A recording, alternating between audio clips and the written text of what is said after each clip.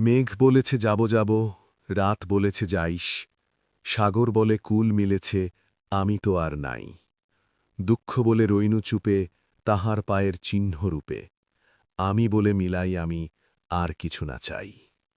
কবিগুরু। পদ্মার জেলেদের কাছ থেকে তাজা ইলিশ কিনে পোড়া মরিচ দিয়ে মচমচে ভাজি করে খেলে কেমন হয়, সঙ্গে লেজের ভর্তা। আমার কপালে অবশ্য আগে থেকে ভেজে রাখা ইলিশই জুটল, কারণ জেলেদের কাছ থেকে তাজা মাছ কিনে খেতে চাইলে মাওয়া পৌঁছাতে হয় খুব সকালে।